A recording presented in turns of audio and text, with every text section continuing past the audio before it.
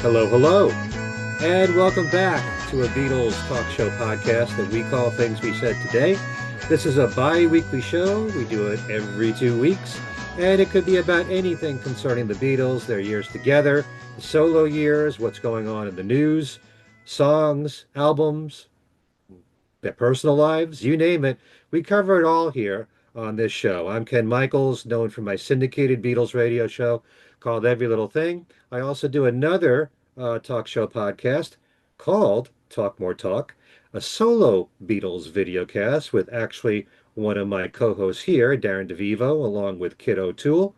And I have my own YouTube channel called Ken Michaels Radio, which is loaded with Beatles content. I'm being joined by my regulars. I just mentioned Darren DeVivo, who is a radio veteran of New York, the biggest city in America, for over 40 years. And as I said, also co-host with Talk More Talk. Always great to have you, Darren. Always great. I always look forward to doing the shows with the two of you. Hello, Ken. Hello, Alan. Hey, Darren. Darren's always ready with the photo he has behind him because that's Absolutely. If you're completely blind about what this show is going to be all about, there's a hint look at behind the me. eyes and woman behind him.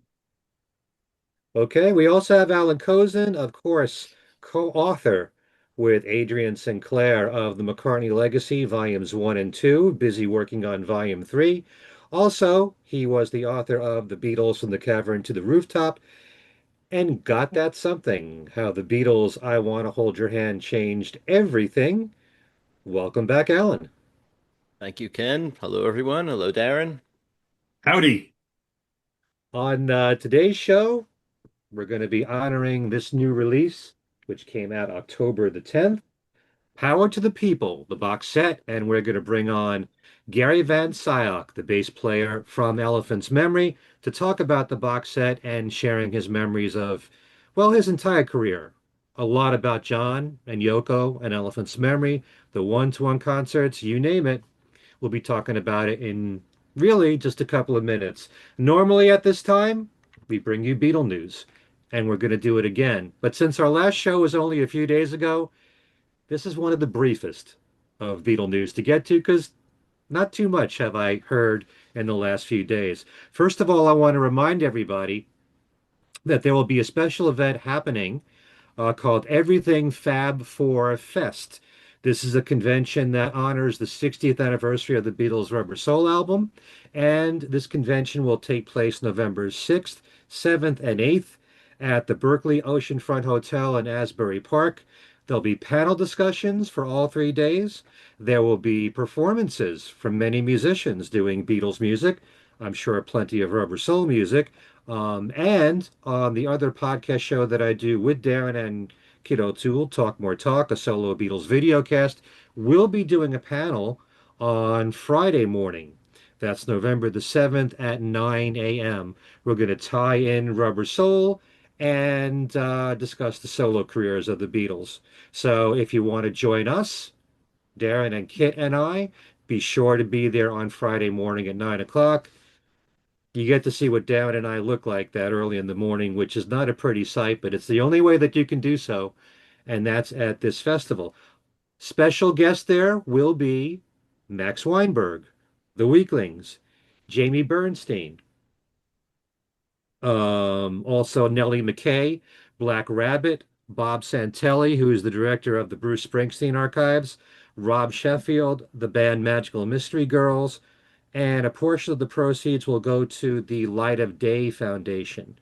And if you need more information or you want to book for that weekend for the convention as well as for a hotel room, you can go to EF4, the number 4, fest.com. All right.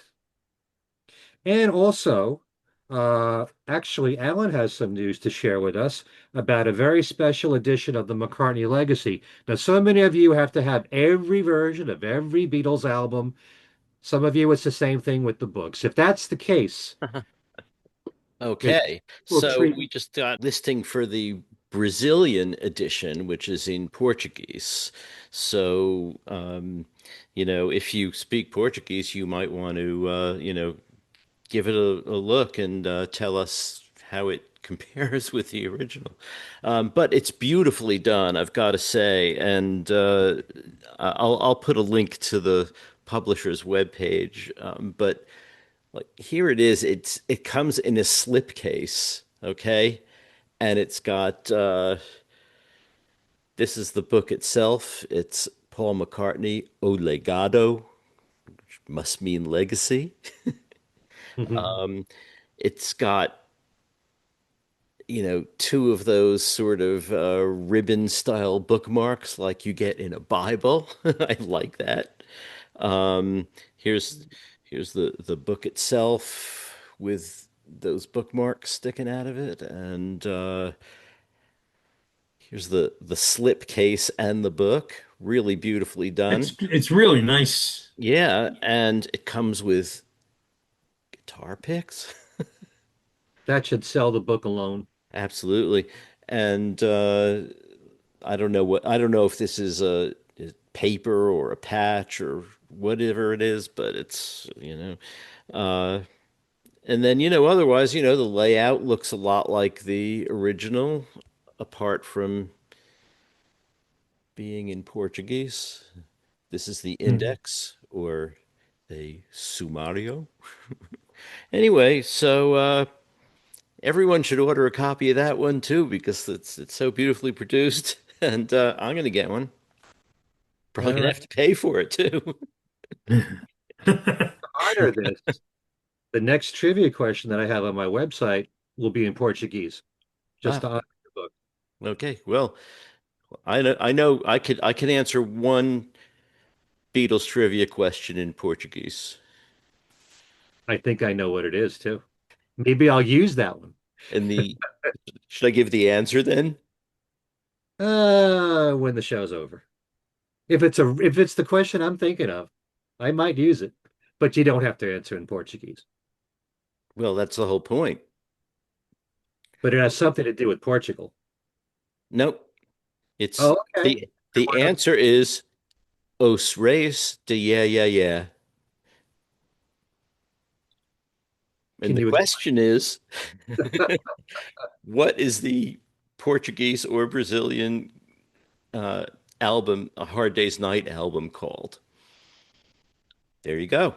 all right. And of course, they are Os Beatles in Portuguese. Of course. Yeah. Anyway, All right. Well, you can't top that news right there. But I have a couple of news items. There's a new book coming out on Ringo on November the 10th called Ringo Starr Solo Career Got to Pay Your Dues. It's by Aaron Badgley. It's coming out on paperback. And you know Aaron from this book that he wrote recently called Dark Horse Records. Right. and he's been a Story? guest here. Yes, who knows? He might be a guest again. The story of George Harrison's post-Beatles record label. So now he's got one on Ringo coming out. And his favorite baseball team is in the World Series. I guess that would be Toronto. Toronto Blue Jays. Yep. Hey. October 18th, well, that just passed. The Beatles, The Harmonies of Revolution, the story of four men who changed music, culture, and the world by Michael Valley is a new book that has just been released. As soon as I find out more about that, I will pass that along. And we should also point out that Luca Perassi, who's our good friend, who's put out a series of books on Paul McCartney, and he put out a book on Band on the Run as well. He will have, oh, Press to Play too. How can I forget that? That was just a few months ago. And a book on Ringo for the first, what is it, 1970 to 1997 of his career. He put out a book on that. He will have a book coming out on Back to the Egg, and hopefully that will be out in December. Hmm. All right, that's all the news we have for now. So you know what that means. We turn our attention to our special guest and give you that swirly thing. All right, and as promised, we have a very special guest with us. He's been a special guest with me for many years, since the 80s, since he appeared on my radio show in New Jersey on WDHA. He's been on this show. He's been on Talk More Talk with me and Darren. He's probably thinking that, Darren's following me everywhere, or maybe the third guest is one and the same person. Maybe Alan Kozinn and Kid O'Toole are really the same person, but nobody else knows it. But Hmm. anyway, enough of that weird introduction. Gary Van Scyoc is with us from the band Elephant's Memory. He played bass in the band, and since this is a very active time with this wonderful box set, which just came out, Power to the People, which has the Sometime in New York City album on there, rechristened New York City, and the one-to-one concerts as well. We thought we'd have Gary on. He was also recently on Talk More Talk to talk about his time with John and with the band. But we thought we'd have him on this time, not only to talk about that, but since this is now after the release of the box set. So enough of my yakking. Gary, welcome to Things We Said Today.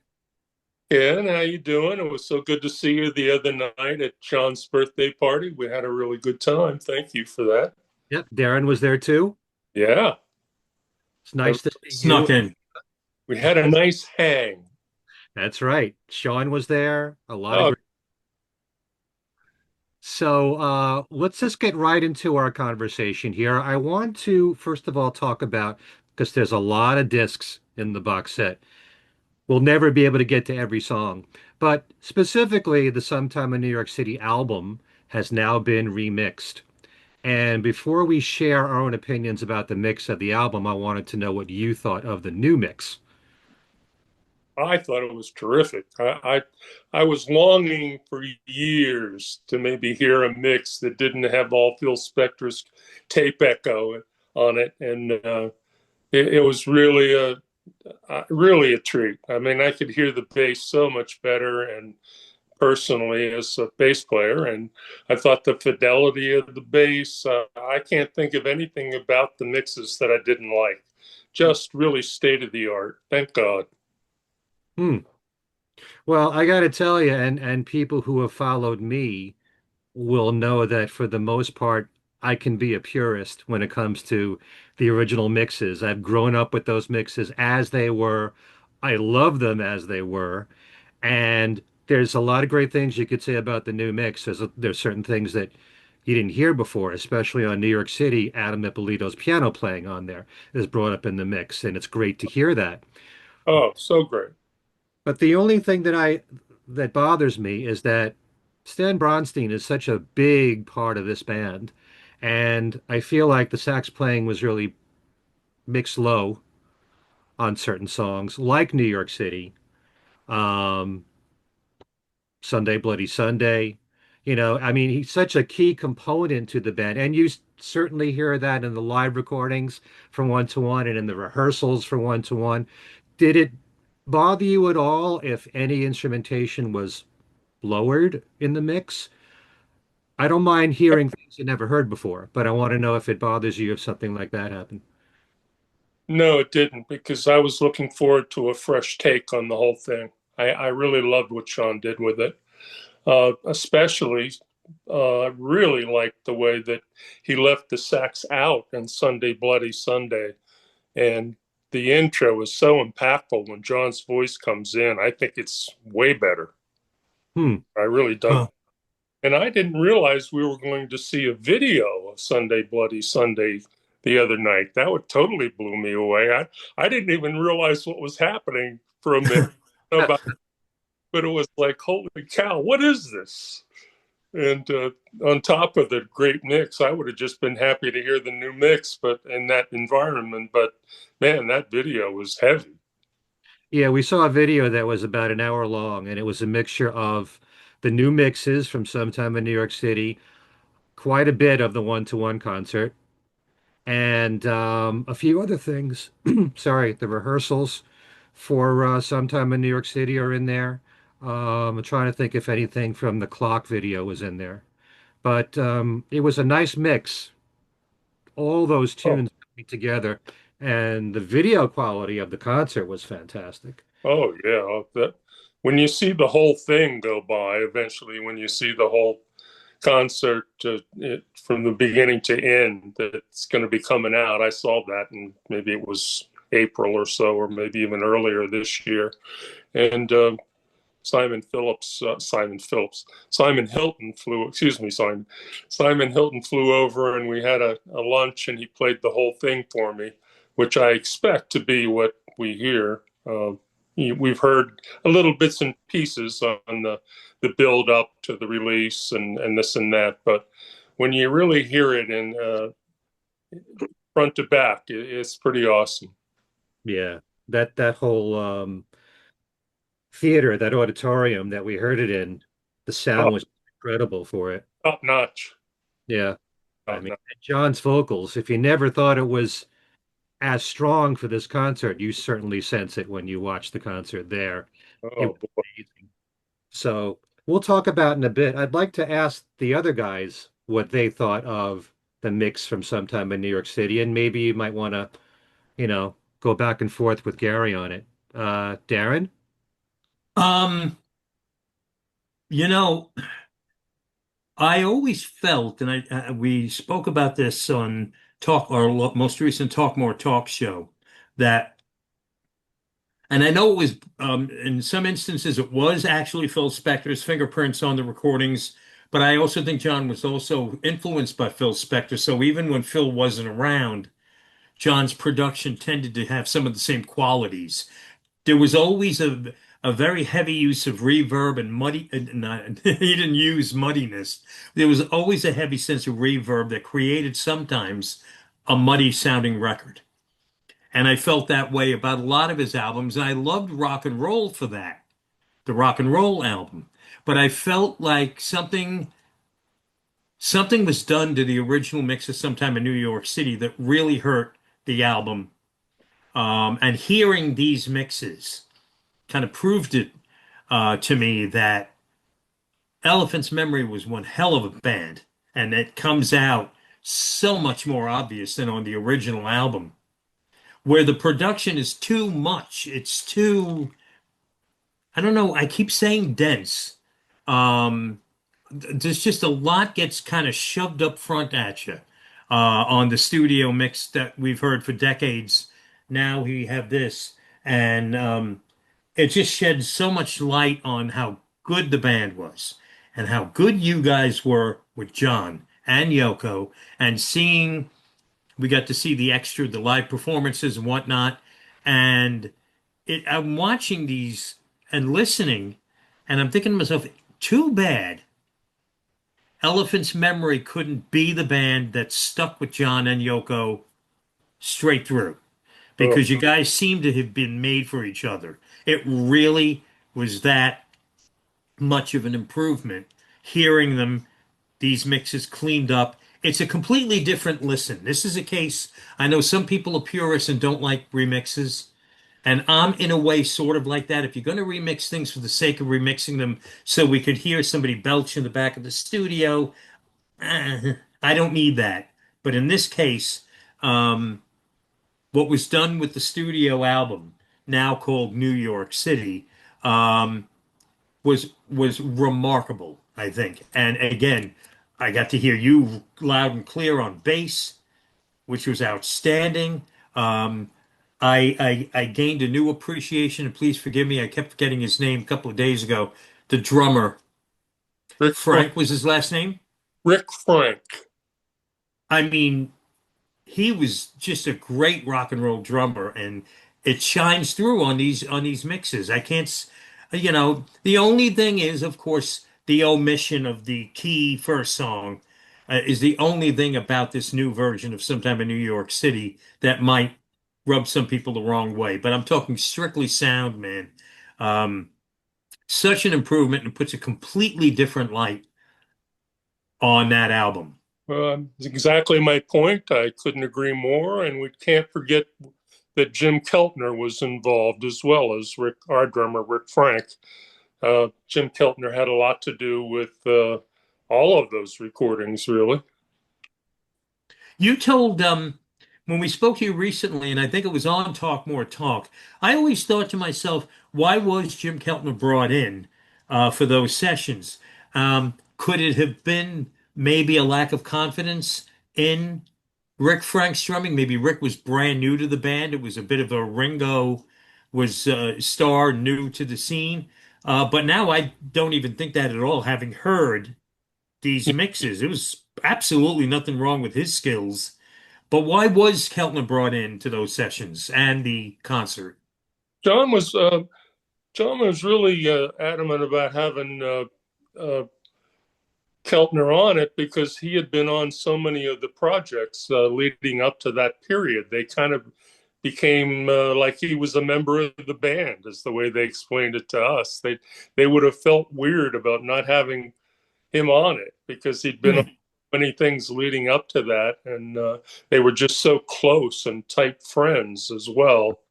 It was more about that. It really didn't have anything to do with Rick's drumming or Jim's, really. It was like a friendship kind of hang kind of thing. And I couldn't have been happier because, in my opinion, he was the best trap kit player around in those days.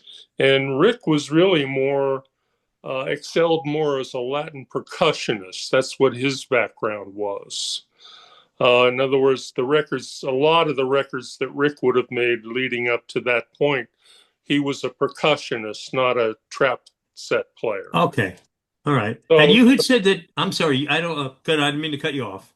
it was more of a meld that I think John saw, that in the studio he was thinking ahead to how cool it would be to have Jim on the kit as usual, and his wonderful time and sound, and Rick to do all the sweetening and the Latin percussion. So that on the Sometime in New York City album, that's the approach that John was taking. Now, for the live performance, you can never have enough drummers. I mean, John would have added another one if he could have got away with it. I mean, two drummers live is just awesome because you get, it's just a different kind of energy. So if Yeah. I can put it. So, You had said that, I think you had said that Rick even embraced Keltner coming into the picture. oh, no doubt. They had a great time together, Jim and Rick. I was, we were wondering a little bit about that going in the first couple of days, but it was never an issue. It worked out smooth. Everything was great. I just thought of this now, might as well bring it up now since we're talking about having two drummers on the album and on the concert. There was a second bass player on the live performance, and he was a friend of the band. He was a former member. And how did the second bass player come into the picture? Again, the memory's dead. The elephant's memory isn't working. I can't remember the name. I'll have to anoint you on some of that stuff. Uh, no, the thing about John Ward was he was the original bass player in the band. They had been together since 1965. Hell, I didn't get in until 71. I mean, you can imagine how John Ward was kicking himself because it only 9 months after he left the band and I replaced him, the John Lennon and Yoko thing comes along. So what happened is about 2 weeks before the one-to-one show, John came to me and I knew something was up the way he was walking over to me. And he said, I'm going to ask Noel Redding from Jimi Hendrix Experience to do the Garden show. And, my heart sank because I just figured, well, hell, there goes my shot. The press will never want to talk to me. They'll be all over Noel Redding. And I understand that. But it only lasted a couple of days, and Noel bowed out. And I said to John, well, if you really intend on having two players, how cool would it be to call up John Ward and give him his shot for the show, at least? It wasn't intended to be for the tour. It was just for that show.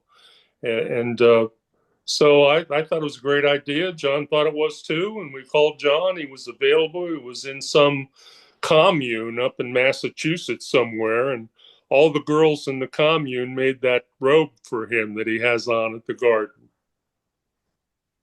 That's so funny. How can you tell when people watch the one-to-one concert and listen to it, which bass player is you and which one is John? How can they tell the parts apart? I don't think there's very much of it that's John, because I only wrote out doubling parts for him on certain things like Come Together.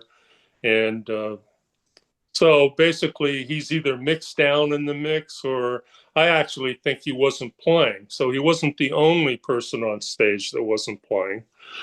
And there was a certain keyboard player who had the piano turned down as well on certain things. That's not uncommon in live shows.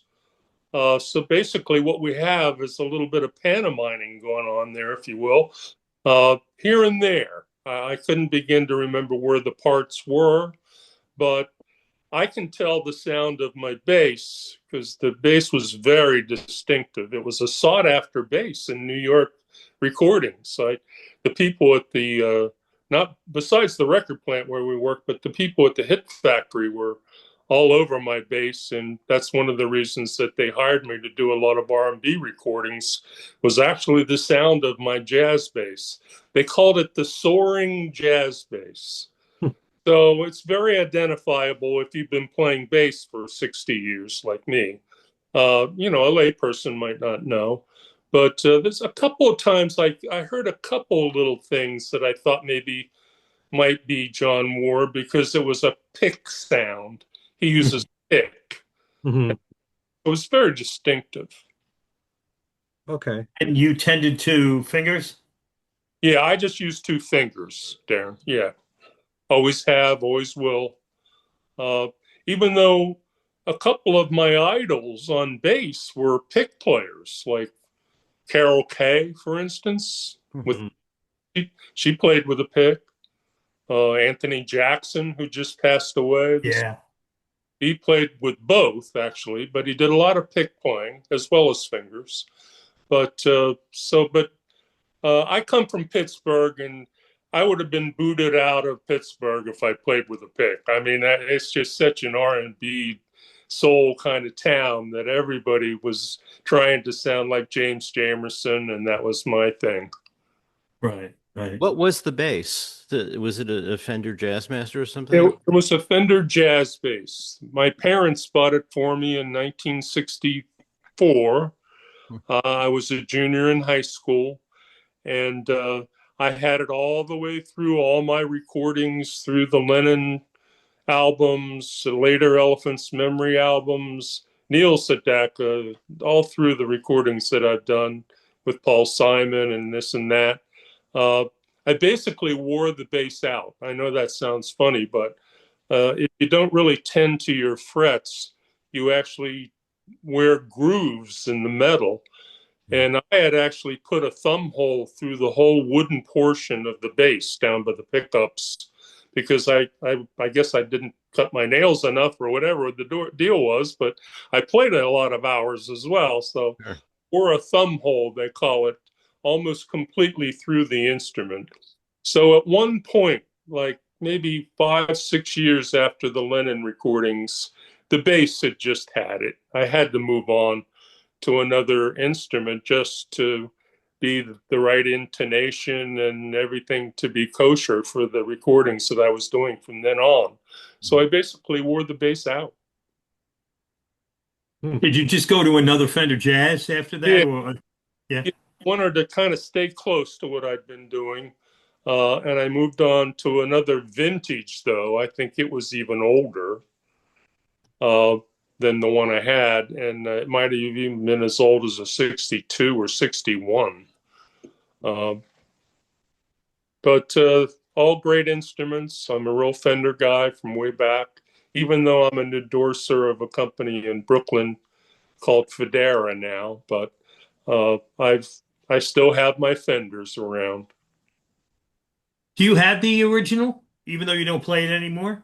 No, I eventually sold it to a collector, Okay. and I've unloaded 2 or 3 instruments to collectors, and all the collectors that I unloaded the basses to were in Japan. I didn't want to have to run into them like guy coming into the studio going, "I have your old Hey, bass." look at this. Oh, geez, come on, man. All like my hot rods. I'm really into hot rods. I have 32 Ford Coupe, Candy Apple Red, and all that stuff. And I've had a lot of street rods through the years. So when I sell them, I want to make sure I sell them to another state so I don't have to go to a cruise night and run into my own car. Interesting. So we just learned a little something about you're a car guy too. Oh, big time. Oh, wow. Okay. Wow. Allan, do you Yeah, share well, this? thank God I made enough money in the business to buy a few, you know. Oh, Good for you. Good for you. and as you've said to me, if it wasn't for Yoko, you wouldn't have your house. You're darn right, boy. That's where I'm sitting my ass right now. Thank you, Yoko. Do So you my, feel the same my way? feeling about the about Sometime in New York City is or New York City as it's now called, when I got it, thanks to the magic of having your stuff on your computer, uh, I put each track side by side with the two previous versions, the original Sometime in New York City from the 2010 signature release. And Yoko had done a remix in 2005. So I had that one in there too, and then the new one. The 2005 remix was not that different from the original. But yeah, without just repeating what Darren said, and I think we're all in agreement. The new one sounded immensely better to me. Uh, I kind of missed the sax intro on Sunday Bloody Sunday, but I know what you mean about how powerful it is without it, and that must be a tough choice to make if you're remixing an album because it opens that way, and people have heard it for 50 years. And to change something like that is a decision you have to take seriously. He did some stuff like that on Mind Games too. He got rid of some saxophones, and I'm End not of sure one what. day at a time. The end of It one day. was a very Yeah, bold move, I'll tell you, to leave that sax out like that. And when I didn't hear it, I went, "Uh-oh, what's he doing?" But that vocal came in, I was like, "Oh, this is on point." You're yeah, just Mm. so focused on the lyrics right from the get-go. And that's what that song's all about. It tells them that's telling yeah, that story. absolutely. Um, I also like that in a few cases he extended the tracks, and you in fact got to hear a little bit of his guitar playing that had been mixed out of the original solo. I can't remember what song it was.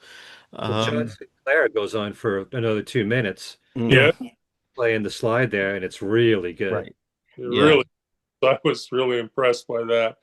I didn't remember some of those licks that he had played, to be honest, because it's so, they didn't go that long. And, I don't have a total recall, so I didn't remember a lot of that stuff in 53 years, excuse Yeah. me. Yeah. I wonder why I mixed that out, Anyway, the other thing, is that puzzles me about Sean's recent thing with saxophones is I knew this guy when Sean was a little kid and went to ethical culture school in Manhattan. I knew this guy who was his music teacher, and at the time, Sean was studying the saxophone. So I would have thought he'd have been more amenable to sax lines.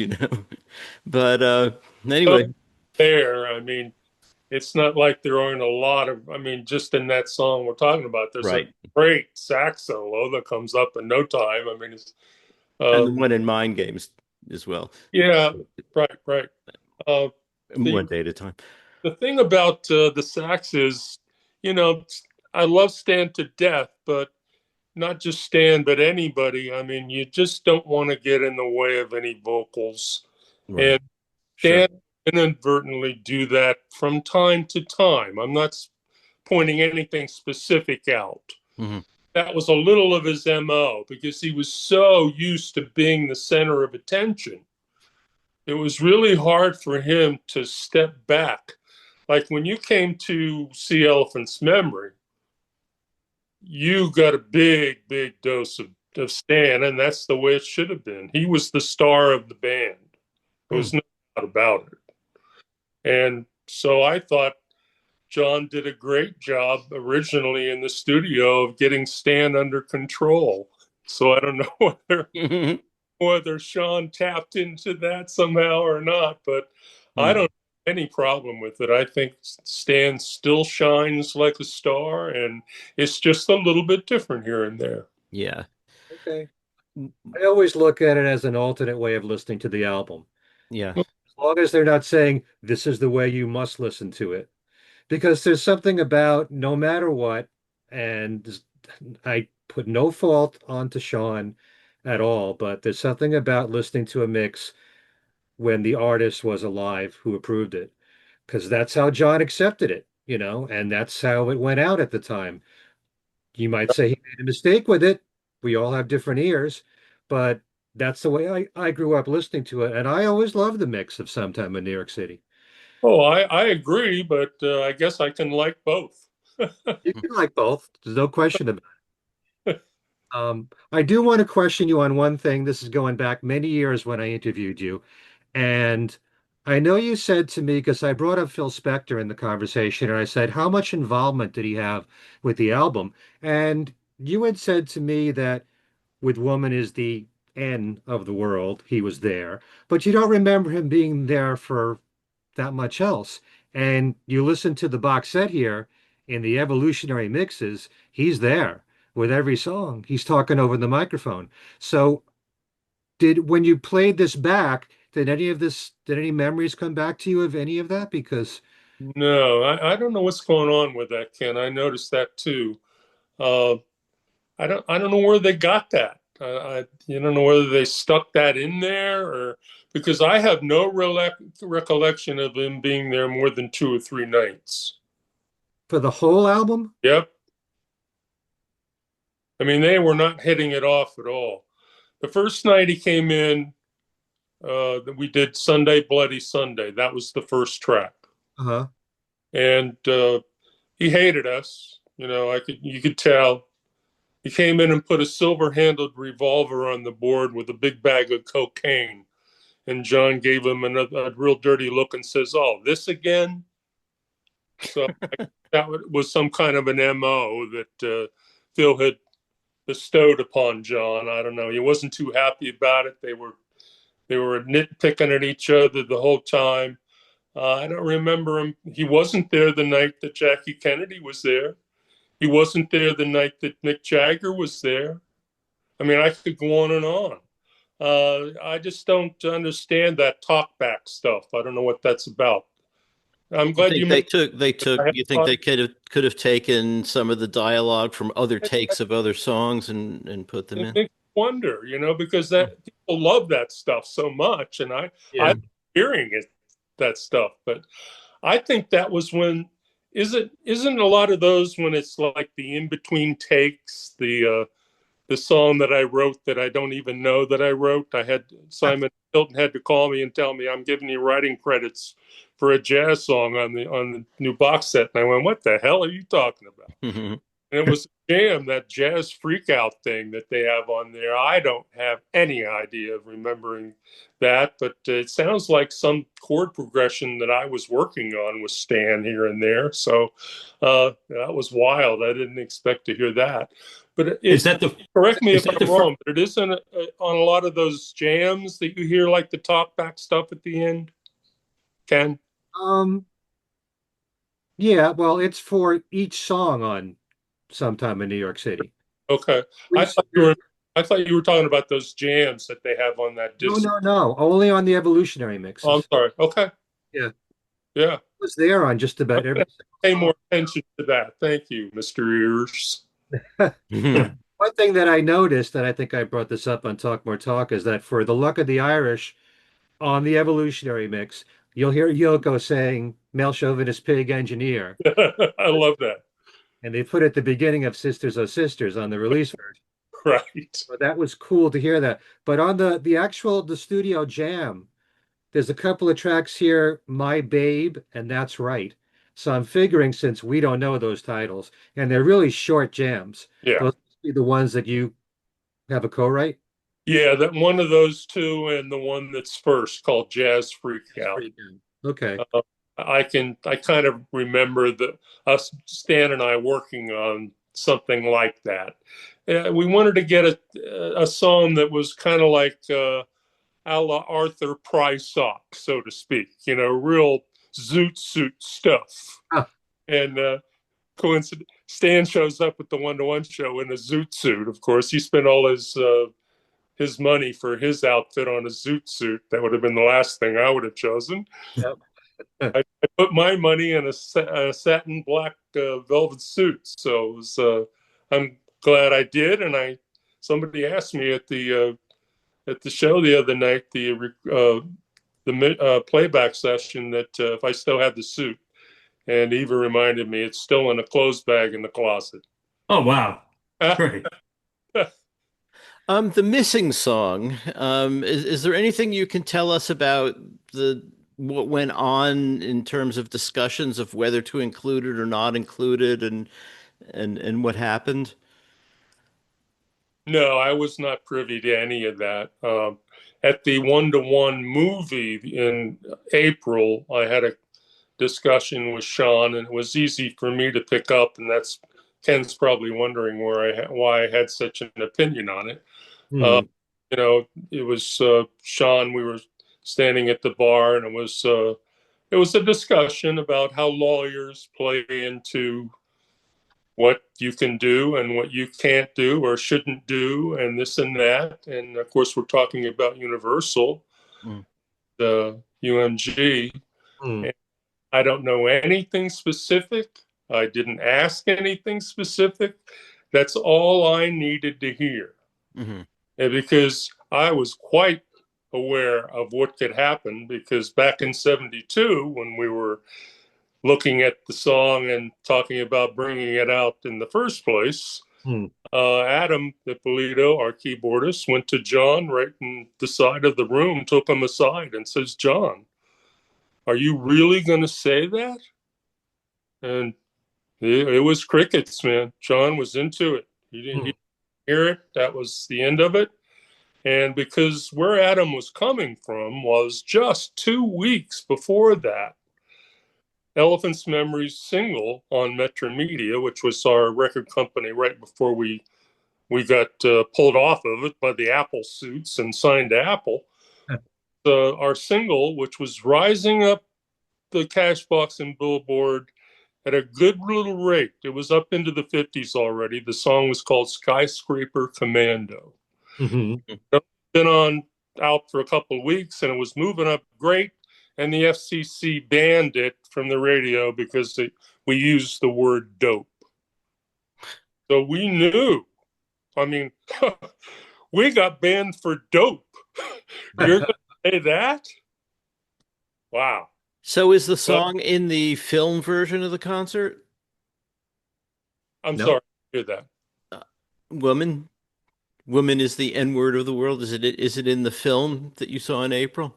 No, No. Okay. no, Hmm. no. Hmm. I don't think that will change. I mean, I'd like to be shocked. That'd be a shocker, wouldn't it? They Okay. pick up on that, but I don't think so. Because I think we had someone on here a few episodes ago who said who said it was going to be, but I don't think he Oh, boy, I love him. necessarily knows. I think he's just assuming that. I don't know why. Joe Uh, Raiola. all right. Well, we'll see. Won't we? It won't be that long. Hmm. Gary, is the film going to do what the box set did? The box set gives you both performances, afternoon and evening. Do you get two performances on the in the film on the DVD, Blu-ray, or whatever? I think I heard a hybrid. Okay. I just assumed it was a hybrid for Simon Hilton to bring me the show Hmm. in DVD. I'm assuming that's what we're going to get. Now, of course, hey, things can always change. There's enough time to change things. Yeah. They're talking next year. I don't. But what I heard, I can't imagine it'd be any better than what I heard. It was the best of the best. Hmm. Um, The hybrid is like 80 or 90% afternoon show. Yeah, yeah. Um, How did you feel about the way the two shows went?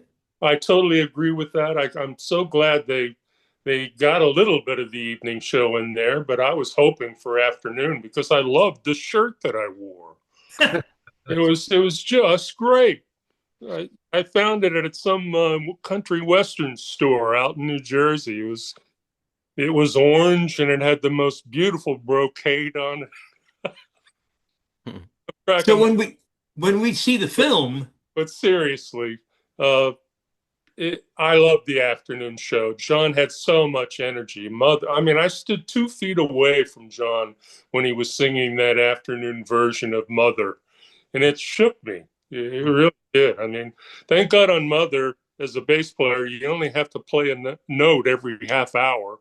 So I had plenty of time to just really stand there and dig John's vocal. It was just awesome. And every time I hear it in the movie and the other night at it's just awesome. You It's, think one of the concerts was better than the other, the afternoon or the evening? well, I think John was sounding just a tad fatigued by the time we got to the evening show. I mean, who wouldn't be? Uh-huh. Man, I'd sing Mother once like that, and I'd be shot for a week. Right. I mean, what a set of lungs that guy had. It was just unreal. Uh, and he was even a little hoarse when he came in that day. So I'm just totally blown away by those performances throughout the whole day, really. Right.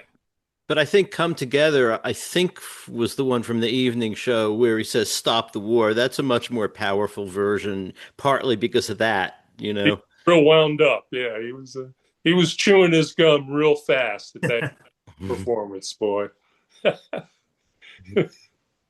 how much time did you guys have in between the two shows? I'm assuming you're talking probably 2 o'clock starting time, 8 o'clock Yeah, starting time for the across the, evening.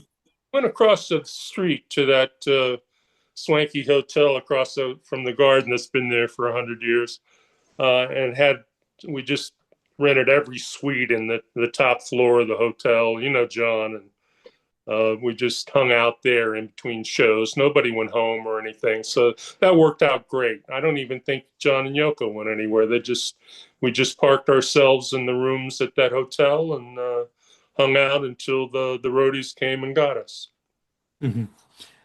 Can you I know that for all the years that I've known you, it's been very important for you to, I don't want to say defend Elephant's memory. Allan, you just mentioned Joe Raiola, and Joe is the guy who puts together the John Lennon tribute shows every year in New York City for Theater Within. I did a show with him and Mark Lapidus and a friend of mine, of fans who were there in the audience for either the afternoon show or the evening show or both. And Joe was of the opinion John should have had a much better band with him for Elephant's Memory, with all the people that he knew in the music industry, instead of having what he thought was more of a street band. And you always gave me the history more of Elephant's Memory, that they were far more seasoned and professional than most people think. That John didn't just take them off the street. That's such a joke. I mean, it's just a joke. I mean, that guy really doesn't know what the hell he's talking about. Well, we're friends with him now, so let's be gentle with him. I'm sorry. I'm I tired. say we. What? No, he. I think Ken said be gentle with Joe, but I'm all for a celebrity death match set up here. Putting Joe Raiola and Gary Van Scyoc in the ring. I'll put my money Okay. on Gary, All right. Well, let me give you a quick rundown of why he's wrong. First of all, please. never played on a street anywhere. You know, the closest we would have ever come to a street was playing Washington Square Park, or is that the street? Is the street playing Columbia and the main area of Columbia University? Hmm. Food Maybe Center for NYU? That's not the street, man. maybe people are sort of conflating Elephant's Memory with the other band that John got involved with at the time, which is David Peel and the Lower East Side. Exactly right. That was my next thing I was going to say. Mhm. Everybody thinks we were David Peel. Now that's a street band. Right. Hmm. They never played anywhere else. But Elephant's Memory, before we even played with John, had among us 8 gold records already for various projects. Number one, tell Joe that we played on the soundtrack for the biggest movie of 1969 called Midnight Cowboy, Yeah. and soundtrack for that, and got a gold record. And it was the picture of the year in 1969, and had a hit record on shortly after when we were on Metromedia that I mentioned earlier, a song called Mongoose, which was top 40 in Cashbox and Billboard. And Adam Ippolito, I mean, Adam plays with Kool and the Gang, and played on the great hit that they had called Celebration. Everybody should know that one. Yep. And Stan Bronstein on all the Aerosmith albums. I played on 100 R&B albums on Atlantic and Cotillion and on and on. I had a hit record when I was in college in 1966 that was top 10 in the United States, called The Fife Piper, with my band, the Dynatones. Went all the way back to 1966. And Rick and Stan both. I mean, Stan had been in the Navy band and played with an unbelievable amount of jazz players, and he was the top saxophone player in Tito Puente's band, the famous Wow. black band. Okay, so all of us were great at recording, had done a number of sessions. I was laughing the other day when I thought back and saw my log. The day that I recorded Sunday Bloody Sunday, I did an Uncle Ben's rice commercial in the morning and a Roto-Rooter commercial in the afternoon before I went to lay down the bass track for Sunday Bloody Sunday. So we were studio musicians. I'm sorry, Joe. I'm sure you know a lot about the music biz, but you don't have the right beat on Elephant's Memory. Sorry. Okay. I just And wanted to, Nice. I would defend us to the end. as you should. That's why I wanted you to have a few minutes here to say that. Thank you A for lot of that. people have the wrong impression. And when Joe said that on my show there, I said, I wish Gary was here right now. I really wished I weren't there. Uh, I well, went on him a little bit there. And I think that, again, what we said at the beginning of this show comes through on how great of a band Elephant's Memory were. You hear it. You hear it in these mixes. I really appreciate that. I hope Adam's going to hear this sometime, so he will take that to heart as well. And how is Adam? We haven't seen him in a I'm while. around to hear it, but thank you so much. How is Adam? We haven't seen him in a while. Adam is doing good. He just did the reason he wasn't there the other night, I knew there had to be a good reason. Adam is such a professional that he had a performance that weekend on Saturday night with a thing that he's doing. He's up in Yoko's area now, upstate New York. Oh, wow. There as well as one in Brooklyn. But he had a show Saturday. It was 3 piano players at once. It was really different. And they had a rehearsal that night. So that's why he wasn't at the listening party in Sean's birthday. We missed him. He's always good for a laugh. yeah. And there he is right there. There's Adam Ippolito and And as you can tell, Gary, he's all the way to the left. Looks Gary exactly. with that great. Why is this all backwards on me here? And Gary's got the massive head of hair, which I mean, a round of applause for the hair and that. Yeah, You know. I wish I had some of that back. It lasted a good while. I mean, you were also a great looking band. If I was in a rock band out of New York City in the 70s, I mean, the look is perfect. Yeah, we tried.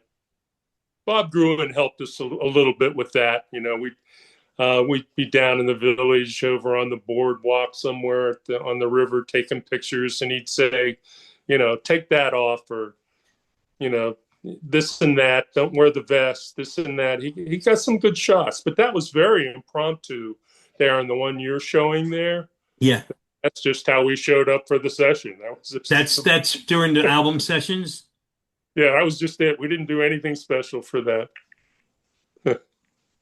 the one-to-one show, the robe that John Ward is wearing. I mean, he looks like Jesus. Yeah. He really does. Those girls did a great job up there at that commune, didn't I guess. they? By the way, I just want to show the elephant's memory button that I have. Hey. My wife won't let me put it on. I have a Ah, okay. one Gotcha. here. She doesn't want me to put the pin in there on the shirt. Okay. Okay. That was just an afterthought. We had, I sell those on the website, Uh-huh. www, Gary Van Scyoc. And so I said to Eva, we should take a baggie of those and just pass them out for Mhm. all the folks that interview us all the time. And, if Sean thought enough of all you guys to invite you down the other night, you all deserved a button. Did Sean ever just talk to you and ask you questions about those times? Yeah, a couple of things the first night that I met him, and we were standing at the bar, and he just wanted to know a couple of things about his dad in terms of his voice that night. I think I mentioned it quickly earlier. Uh, I would love to get just a him and I sit down. That would be nice. It's Hmm. It's to Sean. It can't last over 5 minutes because there's 1,000 people on top of him already. So I haven't gotten to that point. There's going to be another chance. I'll be sitting down with him next year. We'll have another party for the one-to-one show that's coming out. So the final mixes and all this DVDs, and Mhm. so that'll be fun. Hopefully, I can get a few more minutes with them. They're precious. Yeah. I love them to death. I just instinctively knew that we were going to hit off, and the first thing the other night, Ken, I thought he was going to steal my jacket. He was so my jacket, he just couldn't shut up. It was like, hey, oh boy, I really like that coat. That jacket is really cool. I thought I was going to have to take it. I thought it ran in the family because Lennon and I used to have a thing like that. We used to switch clothes all the time at the record plant. I Uh-huh. in with a T-shirt, and he would have something on like you're really not here or something, something bizarre. And I said, John, I got to have that shirt. And we would just switch. It got to be funny.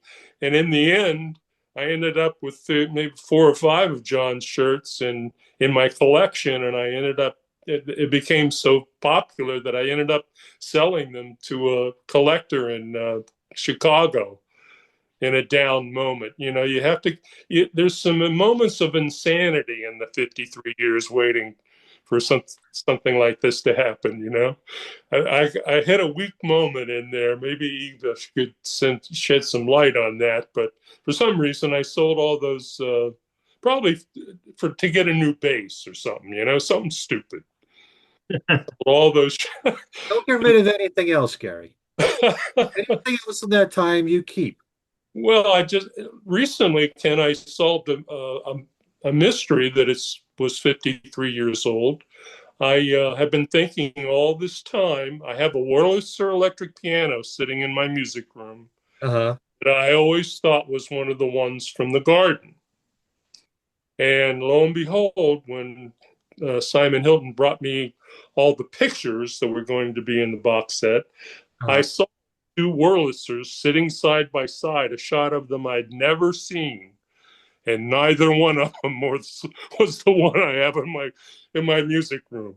So what I figured out is they carried a spare, and I have figured out by various means that I have the spare that was probably somewhere backstage at the Garden. Uh-huh. That may have been or may have not been played in a rehearsal at the Fillmore or not. I have no idea of knowing, but that I'm not letting go. For chance that the No. hands might have touched it. Yeah. Could you throw some light on the 1986 version of the concert film and the CD? Is that something that was done without the involvement of Elephant's Memory? And I think I once interviewed Yoko and asked her where that is on DVD, and I think she said that there was a lawsuit of some kind between, I guess, Elephant's Memory and her, but I'm not sure. Well, if you consider the whole back page of page 6 of the Post.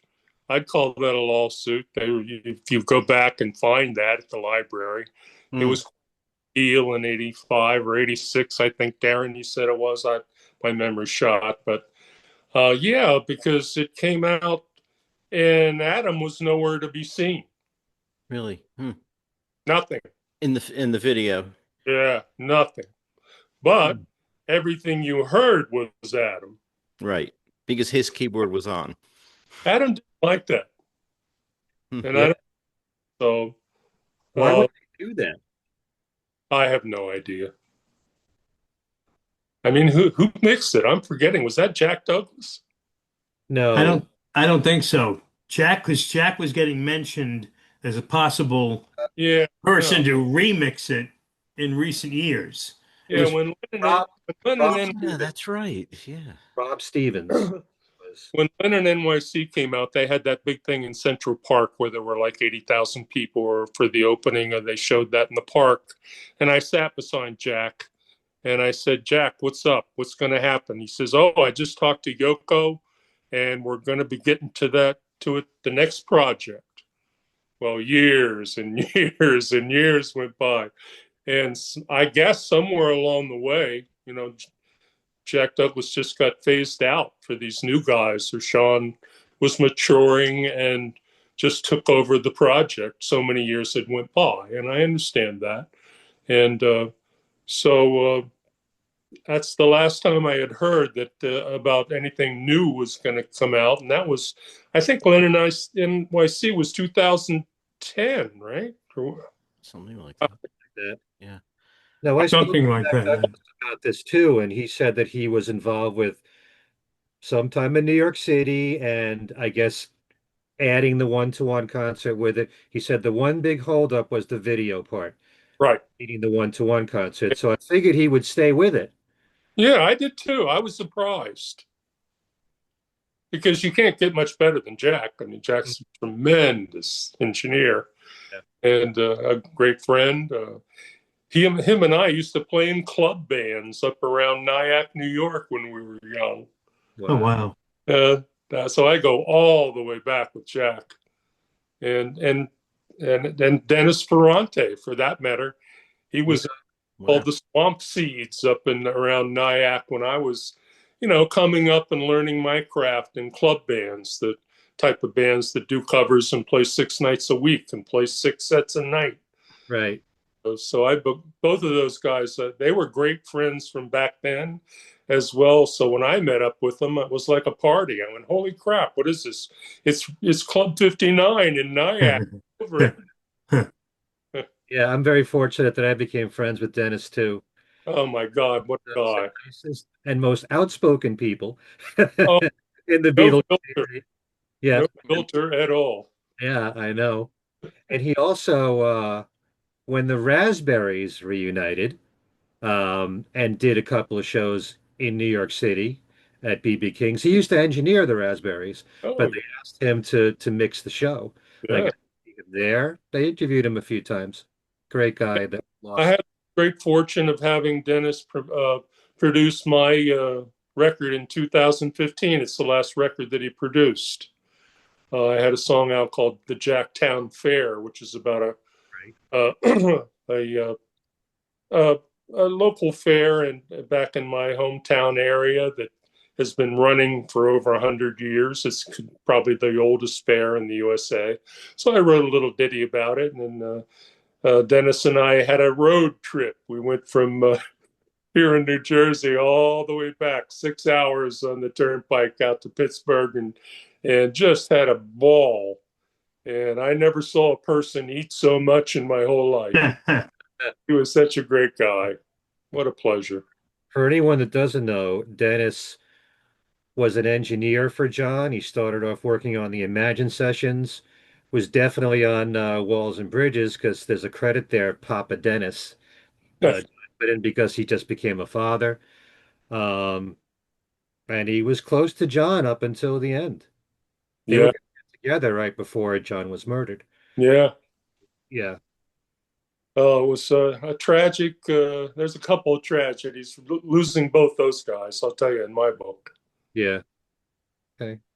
Can you Can we say, talk a little bit about the Elephant's Memory album that Apple put out and when that fit in to the sometimes sessions, the rehearsals for the one-to-one concert?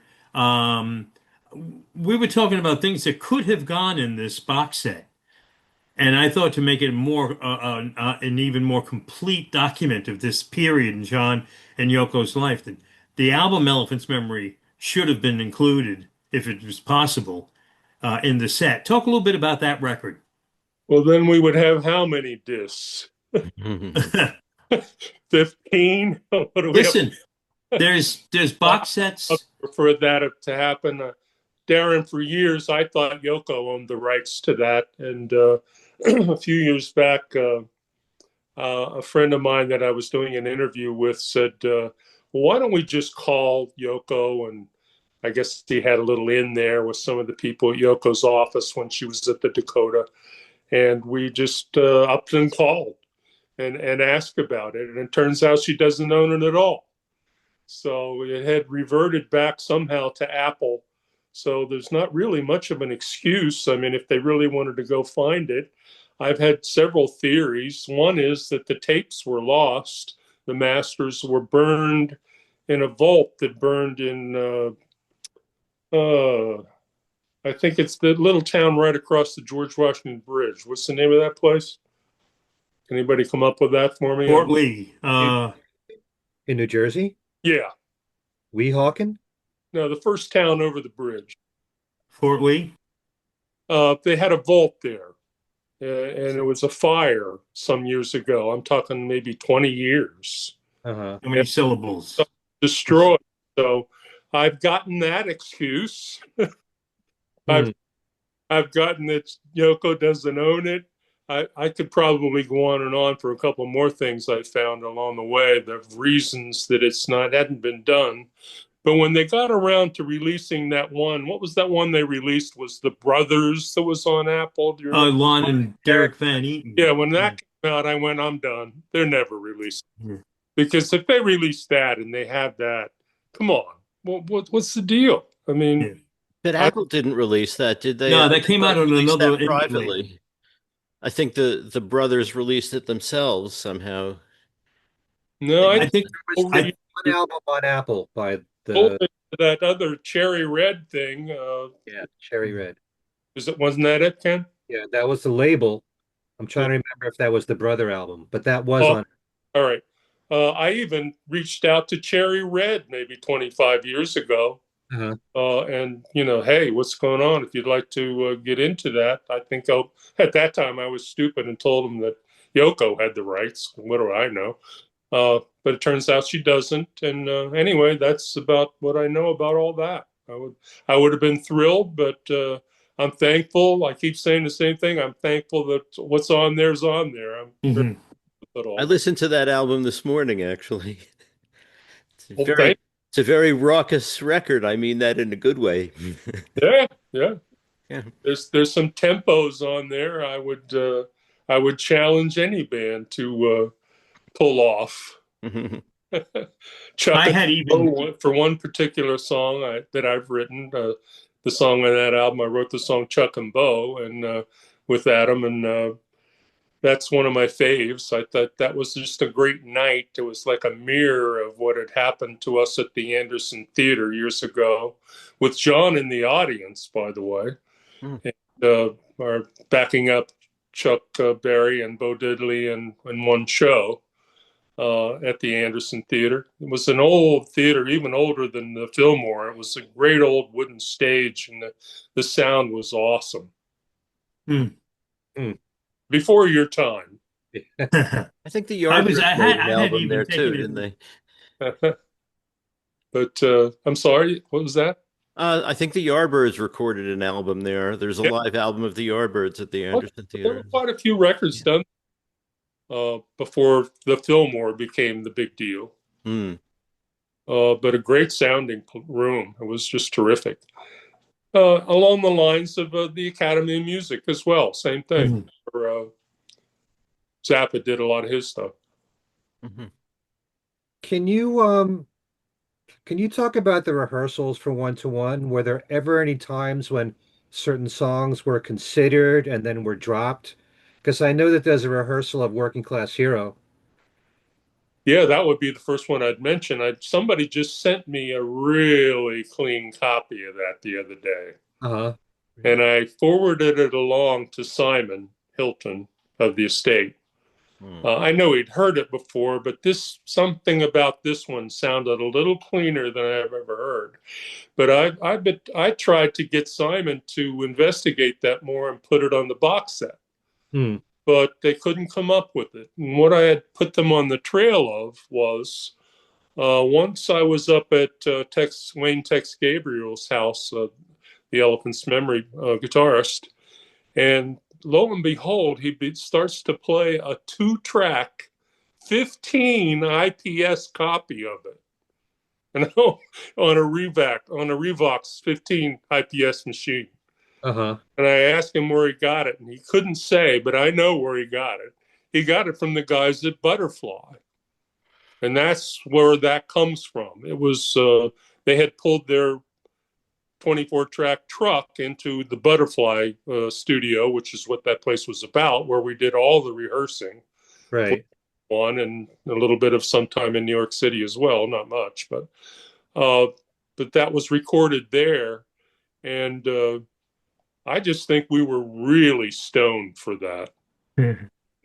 Whenever they caught that, it was I love it myself, but it's a little bit of all over the place, the track. But the fidelity that I just recently heard, I kind of wish it was on there. Christ, there's a lot of things on there that in that jam CD that doesn't have exactly the finest fidelity in the world. So, Hmm. or the yeah, I mean, there's a lot of mistakes and everything. So this would have made that shine. It was really a pretty good version of that song. So, Ken, if you want it, I'll send you a copy, or anyone Okay. who wants it. I'm I, sure I will I won't turn it down. it was on YouTube for years. Okay. It's the It's same. just better quality. Yeah, yeah. Somebody really snagged a good quality. I don't know whether that's able to be done taking it off of YouTube. I'm not sure. I'm Uh-huh. I'm not Dennis Ferrante, so I don't know. Yeah. But were there any songs that you were thinking about doing from the previous albums, maybe that John was considering and then you dropped it? Or did you make any suggestions? Or the band make any suggestions? Or did John just completely lead the way with the songs that were done? And the ones for Yoko, for that matter. Yeah, well, luckily we had done that song "Move On Fast" for a single, so Uh-huh. that's the only way that made it on. Because approximately infinite wouldn't have happened for months, so a couple of months. So I was so glad that we had that and they had worked on that a little bit and got it to be in the show. It was Yeah. great. uh, I love that song actually, and I love her performance. I love the whole thing, everything about it. I think all of her performances here really shine. Yeah. I'm And, quite happy that Born in a Prison was included. but Ken, they made the set list and that was it. I mean, I coaxed them to do a couple of Beatles songs every day. Besides us exchanging shirts, I would give him my famous 2-minute rap Uh, about 8 days on the week or something, 8 days a week or something, crazy that I knew he would never want to do. But so how Come Together came about, it wasn't even on the song list until the 2 weeks at the Fillmore East before the one-to-one show. I came in late. We had two bass players, so I didn't have to be on time. uh-huh. I was late, and I come in, and I hear them playing together, come together, and I went, "Oh my God, are we going to do that?" And it was true. He had relented for some reason. I don't know what pushed him over the edge, whether it was me or Yoko or whatever. But no, those two made up all the set lists, and there weren't many changes from the. Mhm. They had a real good idea in the beginning of what it was going to be as a shared show, so it didn't deviate at all that I remember. And didn't they say at the listening party that Hound Dog was just spontaneous? He just went Oh, right most with definitely. it. Oh, Yeah, but we had played that probably the first night, when we were jamming on Dizzy Miss Lizzy and all the Elvis tunes, Don't Be Cruel and all this stuff. But so it's not like we had never played it before, but I didn't know he was going to do it. So if I didn't know he was going to do it, it was a surprise. It was definitely impromptu. He was wound up, bro. He was into it.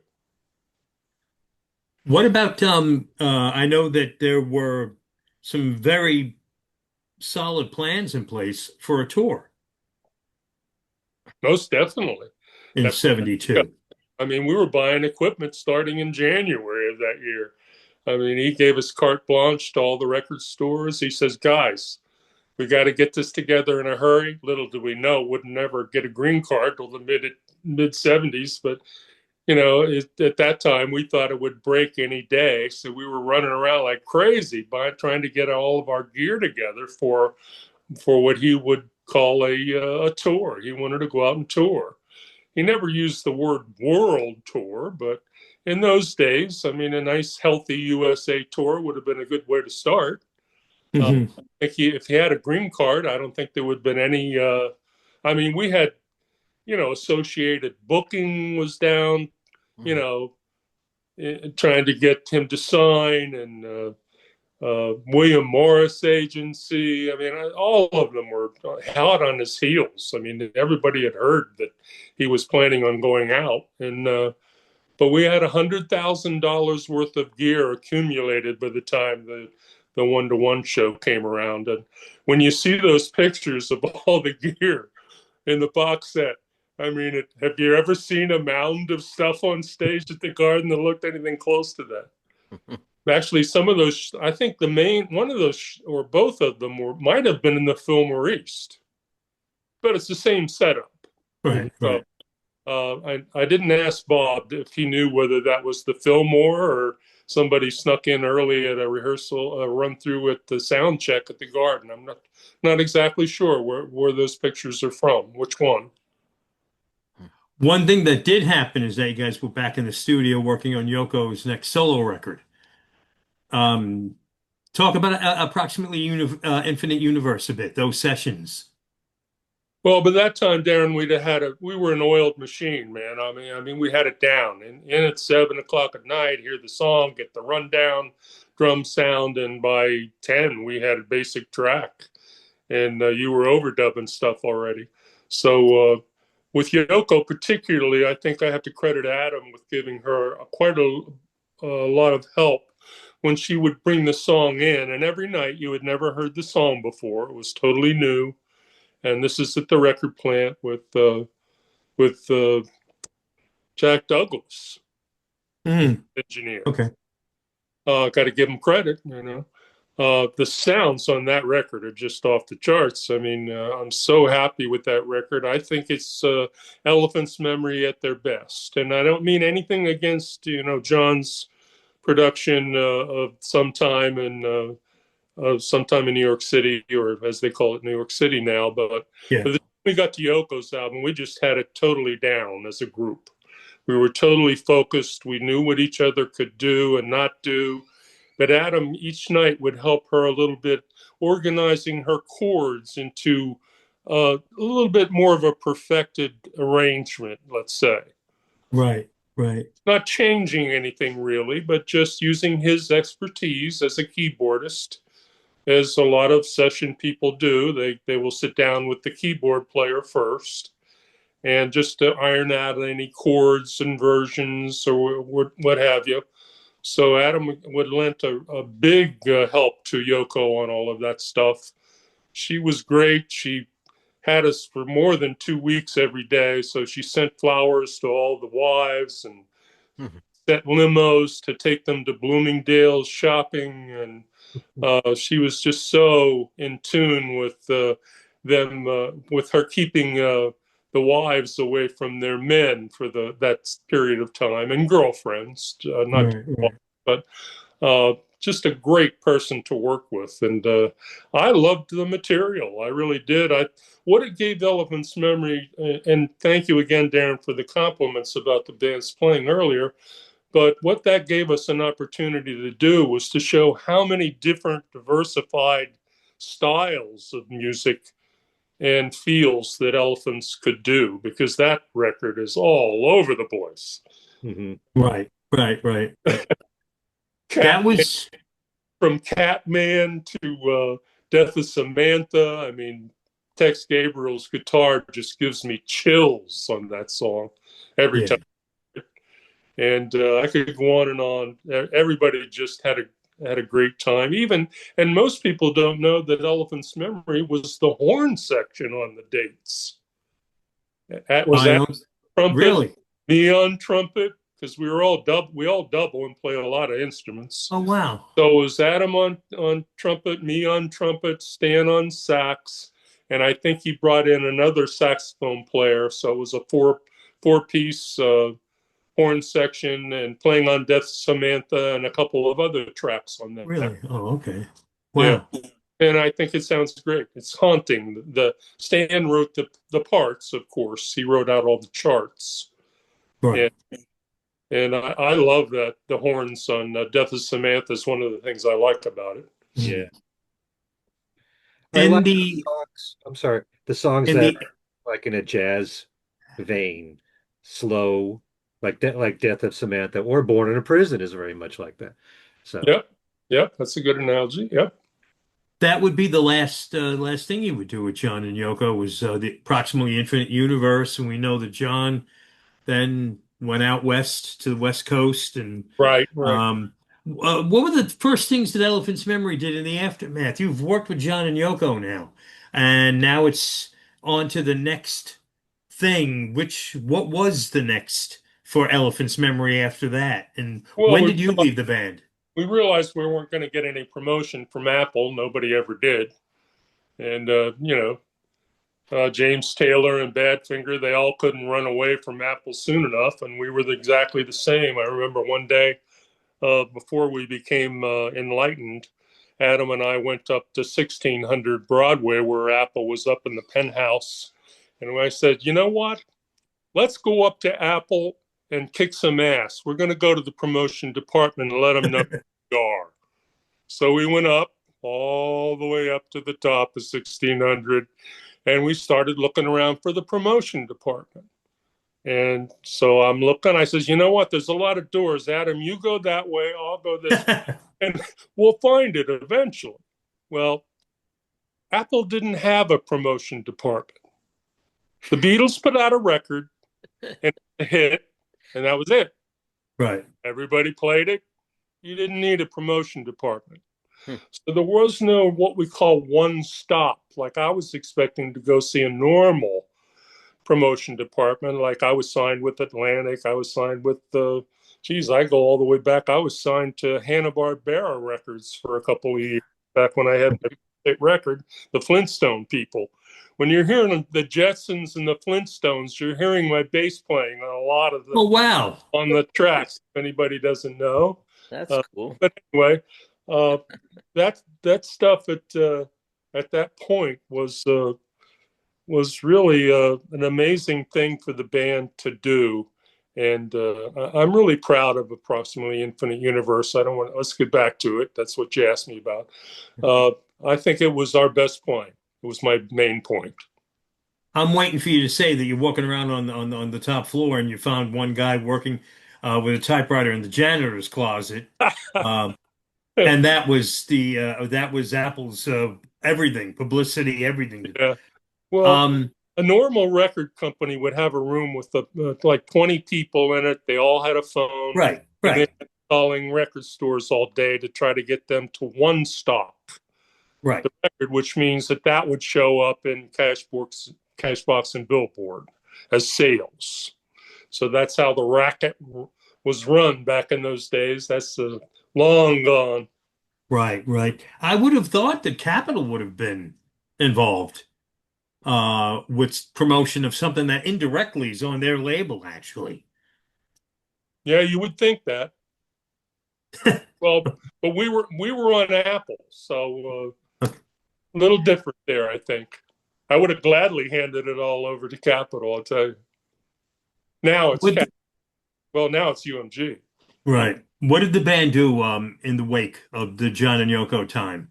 Yeah, we we got off of Apple. I'm sorry I got off the track there. We wanted to find a new record deal as soon as we could because we know the time is, they'll forget Right. about no time. So it didn't take long. We had a choice of either signing with RCA here in the United States, gave us a record deal, and we were signed with Polydor Ltd. Over in Europe. Okay. And that's where we cut the record, the next record. It's called Oh. Forever. And it's quite a good record, actually. And when was it? When was the time that you felt it's time to step out of the group? 1974. Hmm. I was at that point, I was, and it's funny because if I'd have known what was going to happen a year later with the new wave and all the bands being dumped from their record companies, I wouldn't have made the stupid move of leaving because they had a record deal that would have produced them a couple more records. I probably should have hung around, but I was doing so many interesting sessions at the time with Neil Sedaka and various artists in Manhattan. And I just really wanted to have more freedom and not have to worry about going to a session at night and concentrate on jingles. I really need to be making the money and taking advantage of my experience and my reputation. In those days, you used to be with an outfit called Radio Registry. Mm-hmm. And my time on Atlantic, Columbia, and Apple, and RCA, and Cotillion, and all these labels, I was able to get into that. It was a fine little club that they would call you when they had your session ready for you, whether it was a session with an artist or a jingle or whatever. You just called them up every day, and they told you where you were going to be all day. Hmm. So that sounded good to me. So I rode that. Once I got involved in that, I rode that out for almost 2.5 years. So it Right. was time to put the elephants aside. Right. What work did you do with Paul Simon?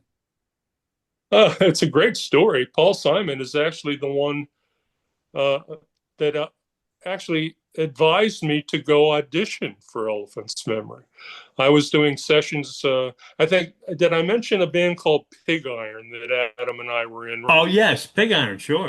But before we got with, that's a Columbia Records band. And of course, Paul Simon was on Columbia.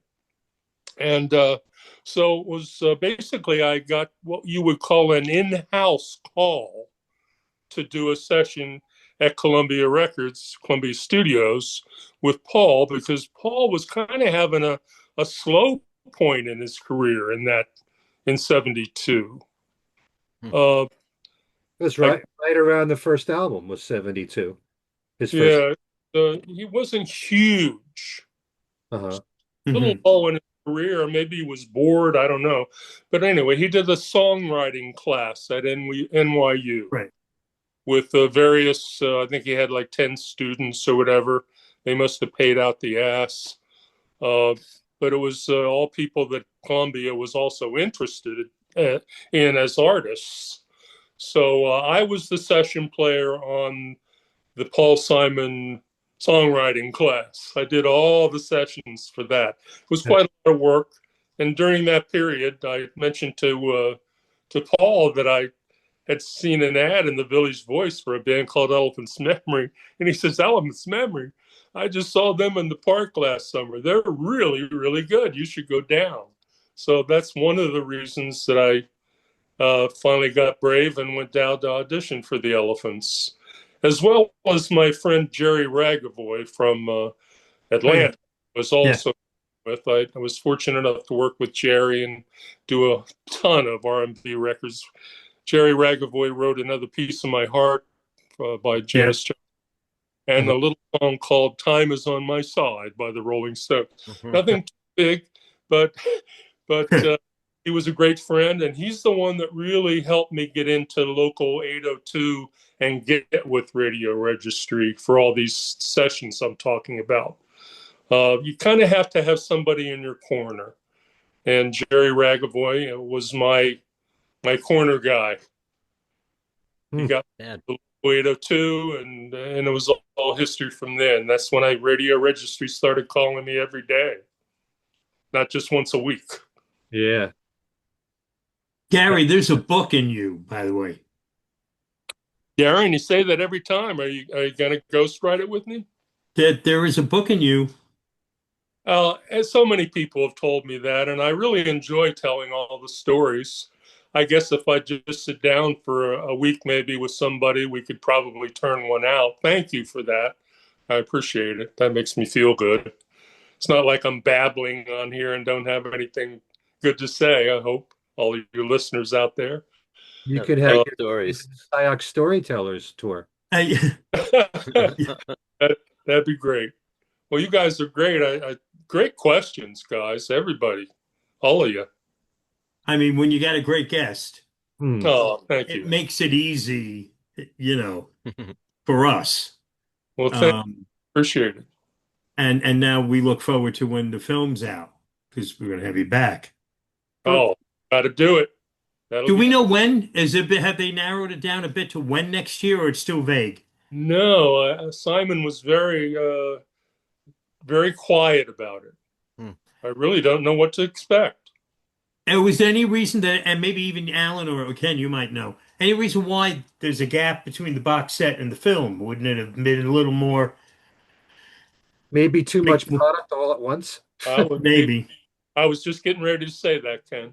Yeah. Maybe a memory album on there would have made it, maybe sent it over the top too. I don't know. It's a lot of stuff, boy. I haven't even heard it all yet. I'm still in the midst of hearing some of the stuff. Yeah. The impression I got from Simon was that there would be both concerts separately, Mm-hmm. and then was supposed to be like a straight camera angle, and the other was the split screen, which Oh, was split screen stuff is just off the. Oh, it was just great. yeah. You saw a little of that the other night. Yeah, and it's also if you look at I guess it's in the Come Together video that's on YouTube. Yeah. The Yeah. Sunday video had no footage of John and Yoko. It was just facts and figures about wars and casualties and the costs of each one. And Oh, it was heavy. yeah, It was heavy. I wasn't expecting that at all. I didn't know he had done that. I'm delighted. I love the song. I love my playing on it. So what do I have to? I can't complain.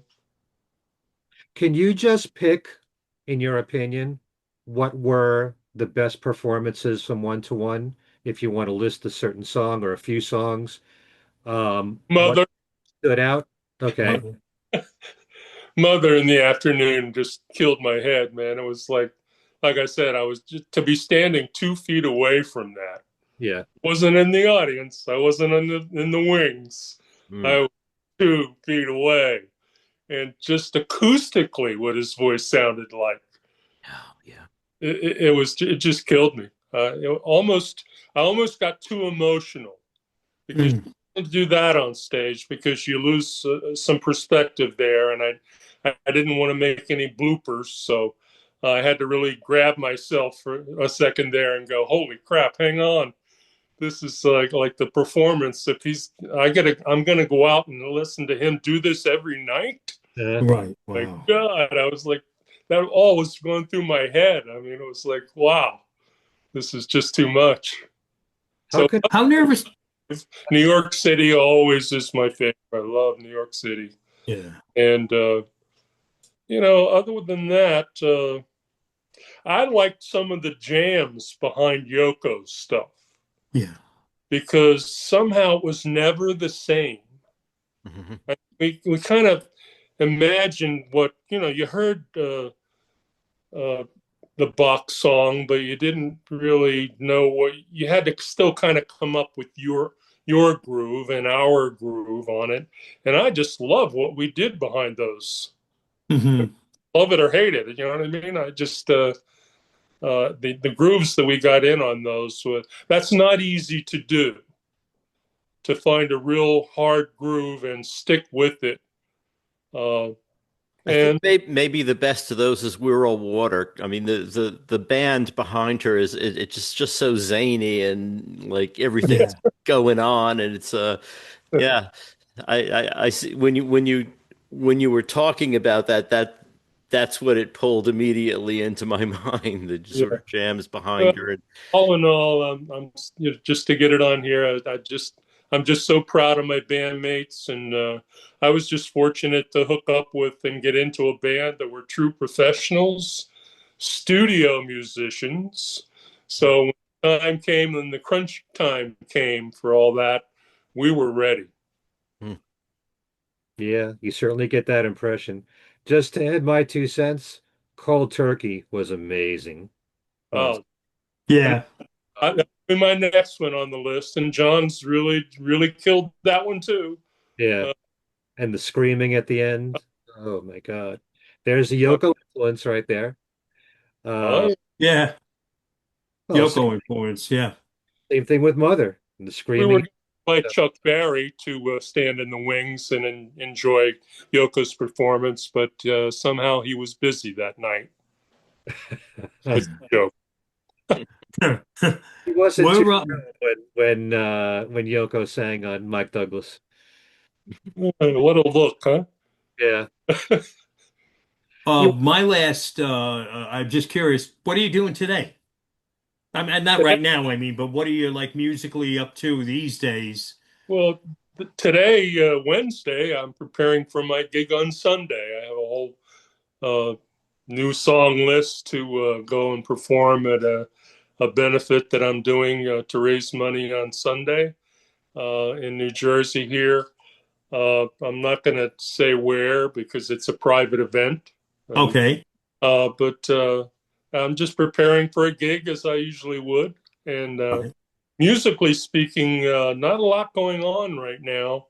I'm really kind of concentrating on this right now. And Hmm. why not? I haven't had a chance to do it in 53 years, so I'm enjoying it. Yep. Sure. I'm up to like 25 interviews so far. It might be the 26th.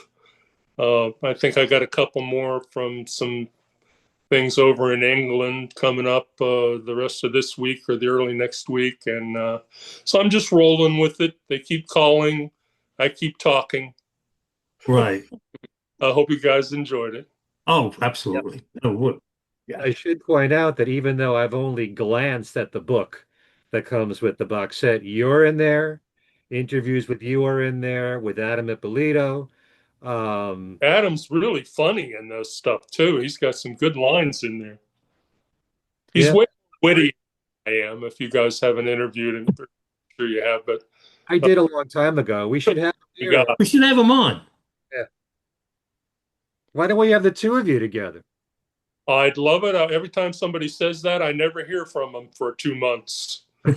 He's he's, uh, he's a man that he's all about his own orbit. Like a lot of Uh, musicians. he's had a hell of a career, and Yeah. uh, he likes to hang out and do local gigs up, as I said, upstate New York now. So it's kind of a bit of a trek for me to go up there. He's invited me up a couple of times. I mean, I've been up there, but when we were working with Jeff Slate, uh, Right. we played a couple of free gigs up that way. But he's got a beautiful farm up there, Oh, and nice.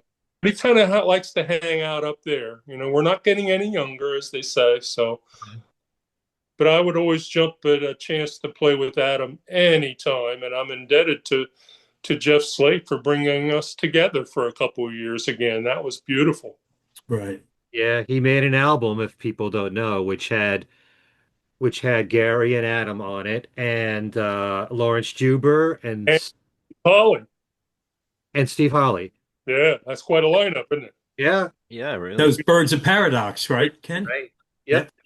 Yeah, we did one of the Beatles shows, one of the Beatles festivals. Right. Yeah. Yeah, you probably remember that. Yep. Yep. Yeah, that was Absolutely. a real good experience. I love playing with those guys. Yeah. And you played at the Cutting Room. Yeah. Several times. Yeah. Yeah, Mm. I was there for one of And those. we played the Dennis Ferrante's last show, Yeah. Life at the Cutting Room. Mm. His song will always be Mustang Sally. Every And time I saw him, he always sang Mustang Sally. he sang it good. Yeah, he's a good singer, good like It R&B voice. was.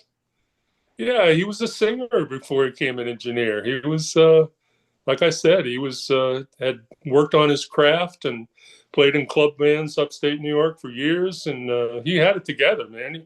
And played and sang on a million records. You know, they would drag him in. All the bands that he produced and engineered would drag him in to.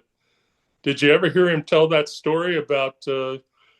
I think it was the Raspberries went for food, and Dennis did all the vocals and had them all done by the time they came back, and they loved it and most of it. Uh-huh. So So that's how, they did backing vocals, you're saying, yeah, for one of them, yeah, yeah. yeah. So he was just did it as a goof, and they loved it and left it. Wow. We sure Not miss. many people can say that. He'd be on many of my shows if he was still alive. Oh yeah, we'd be laughing right now. Yeah. The riot. And Darren will love this. Big Honeymooners fan. Oh, Oh really? All right. yeah, yeah. Knew all the lines from the Honeymooner shows. Absolutely. Anyway, Wow. thank you so much, Gary. It's always a blast having you here. And we'll get in touch with Adam, see what we can do. Oh, you guys will laugh your asses off. He's got some good stories, I think, or he should. Mhm. Okay. Uh, I've hijacked too many of his stories. He's got his own. Uh, Okay. I've kind of passed a couple of his stories on, along the way about him, confronting John about "Woman is the End." To, but he's got some great stuff to say. He's a brilliant musician. He really is. How did, just before we go, how did the rest of the band feel about John's political stances at the time? Not just that one song, but all the songs on Sometime in New York City for John Sinclair, for Angela, for Attic Estate, the position he took on that. Yeah. Did you talk to John about that? Were you all in agreement in the way that you? No, I had a state previously, so I guess I was just okay with all that stuff.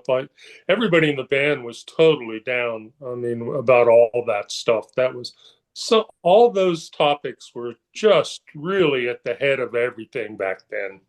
I Uh-huh. mean, I said, I mean, you not only you recorded the song and then you would if you went out on the street at 7 the next morning, there'd be an article about it in the Village Voice. I mean, this we're talking about right now. Everything was totally fresh. Right. And so we were totally on board with it.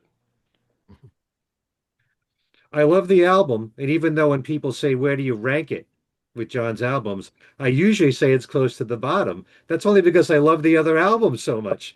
They're Of all, course, it's John Lennon, yeah. master. I mean, wow. I would And, love to have John. I talked to John right before he was murdered, and on the phone, and I sent a cassette over of some of my new material for him to listen to hmm, at the Dakota. And I asked him, "Are you going to go out and do a tour?" And he says, "I think we're going to go out." And I said, "Well, he didn't think that Tony Levin was going to be interested. I don't know why that would be, but what are you crazy?" But if that's the case, don't forget about me. And he says, "Oh, I certainly won't." And that's the last time that I spoke with him. I think that's a good Wow. Don. Wow. Wow. yeah. It's a shame. Two tours that could have happened. Oh, it would have been phenomenal. Woulda, shoulda, coulda. I know. Yeah. Losing definitely one of the greatest talents we've ever had. But thank you for sharing your memories with us, My Gary. And, and doing it, and you guys are the best, all three of you. Thank you so much. thank you. Thank you, Gary. Thank you. Well, that was sensational. Gary Van Scyoc spending some time with us, some time, almost 2 hours.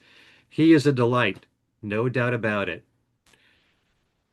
I think Lots of he, really interesting stuff that Yeah. I don't think any of us knew that he played bass on the Flintstones and Jetsons. Now No, I've got to not at go all. back and listen to Yeah. those. I think so. Gives me more reason to watch those shows. Mm. Anyway, thank you, Gary. And why don't we wrap things up by telling everybody what we're all up to? We'll start with Alan. Well, up to the same stuff I was up to like 3 or 4 days ago when we did the last show. Um, so you can get in touch with me you can email me at allankozin@gmail.com. You can find me on Facebook at either Allan Kozin or Allan Kozin Remixed. Um, Also, there is a McCartney Legacy Facebook page and McCartney Legacy website, mccartneylegacy.com or .co.uk, depending where you want to go. I think it takes you to the same place. Um, you can write to all of us at Things We Said Today radio show at gmail.com and check out our group Facebook page, which is Things We Said Today video podcast. Find our podcast on YouTube. And if you visit us there, please remember to click like and subscribe if you haven't already. And otherwise, there's the audio version on Podbean and Apple Podcasts and iHeartRadio and really lots of places. So we're hard to avoid. And so that's it for me. Okay. And for you, Darren, besides Well, looking at memory, well, besides looking at the elephant's memory photo. yeah, I'm actually going to be writing a book myself in Brazilian. No, I'm kidding. I have enough time to do it though these days. Learn the language and write the book. You can find me on Facebook. There's two Facebook pages. Just search Darren DeVivo. You'll probably be able to figure it out. I think there's another Darren DeVivo out there somewhere. Um, but send me a friend request or like my the other page. We'll be in contact with each other as I'm still creeping ever so slowly to having some news about a new gig for myself, or hopefully, well, better be gigs, plural, but one at a time. As you all know, the days of WFUV ended. Now it's going to be not quite 2 months yet, but it's a little over a month and a half ago. Um, if you want to send me a personal email, you want to say, tell me some, maybe talk about Ken or Alan behind their back, Darren DeVivo at gmail.com, or just go to, again, Facebook. And I'm always posting some random ravings and rantings and raving rantings. So that's basically my deal. And maybe the next time we gather on the show, I'll have some specific news about something. Not Okay. about anything randomly. I mean, about me and the next, you know, you get the point. Yeah. Another Darren DeVivo in the world? I That's think there is, and I think I'm friends with him because I was like, wow, how's that possible? that I is know. That's what I thought. Oh my goodness. One of us, you know, There's a dentist in Manhattan called Allan Kozin. that's yeah. And who is Patti Smith? If you Google Patti Smith, the singer, the writer, the poet, there is also a real estate agent, I believe. That's Patti Smith, and I think the spelling's the same, which is pretty funny to Google Patti Smith and be looking at buying a house. well, that's as common a last name as you're going to get, so it's not a shock. But anyway, I think you should apply for a job for the Mets. Don't think, I haven't thought of the wildest ideas. Um, but I hear there's a few openings in their organization. oh yeah, well, if they need an out of shape, very, very out of shape former softball player who really can't run or walk right anymore. I'm more than, available to play first base for them. Hmm. Are we leaving all this in? Why not? Okay. Yeah, sure. As for me, you can email me at everylittlething@att.net. You can friend me on Facebook at Ken Michaels. On my own YouTube channel, Ken Michaels Radio, I had a recent show with three people who attended the one-to-one charity shows. So you get to hear what it was like from their perspective. on Talk More Talk, a solo Beatles videocast, which I do with our own Darren DeVivo and Kid O'Toole. We just did a show with Denny Sywell, who has his brand new book, The Best and Worst of Times, talking about his whole career and quite a lot on his time with Paul McCartney. Great book to get. Learned so much about him. It's funny. We find out about Gary playing on the Flintstones and the Jetsons. Denny Sywell played on the Schoolhouse Rock album. There you go. Yeah, Where else are you going to find out about this stuff except on our podcast? that's why we're here. That's right. He was also in Radio Registry, so the two of them had the same guys calling them up for jobs all the time. Okay. He was there at the moratorium in DC when 500,000 people sang "Give Peace a Chance," and he played drums to it. Hmm. Mm-hmm. So another Beatle connection for Denny Sywell. Okay, so as I said, Talk More Talk has an interview with Denny. Please make sure you subscribe to that channel for my own channel, Ken Michaels Radio, and of course ours at Things We Said Today if you haven't done so already. My website is kenmichaelsradio.com. There's Beatles trivia there all the time where you can win Beatle books, CDs, or DVDs. The current trivia question has to do with sometime in New York City and the one-to-one concerts. Is that a timely thing or what? Go to kenmichaelsradio.com, go to the Beatles Trivia and Games page, and enter to win. You have about 2 weeks to do so from this moment.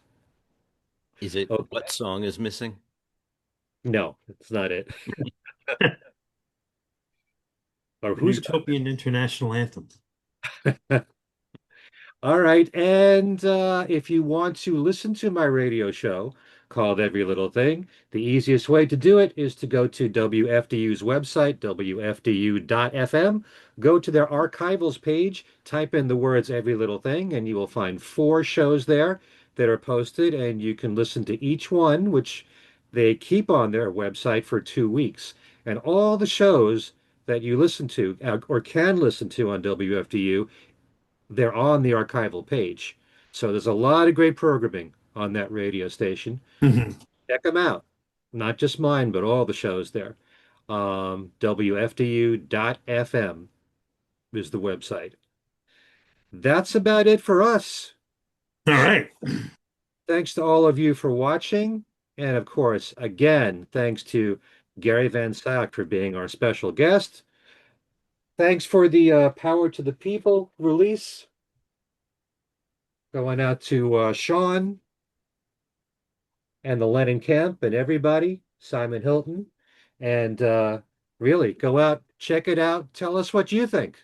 There's so much here to chew on between the one-to-one shows and the rehearsals. And we didn't even get to talk about the film Clock, where there's about an hour's worth of music there of John on acoustic guitar, just jamming. A lot of 50s rock and roll on there, Buddy Holly and Chuck Berry. So much stuff on here, the evolutionary mixes, really worthwhile to pick up. Thanks to all of you for watching this show. Thanks to Allan and to Darren. Thank you. And, as Yoko would say, we're all water in this vast, vast ocean. And someday we'll evaporate together. A thought to close with. Very profound, Ken. Thanks so much, everybody. We'll see you next time. Take care, everyone. Bye.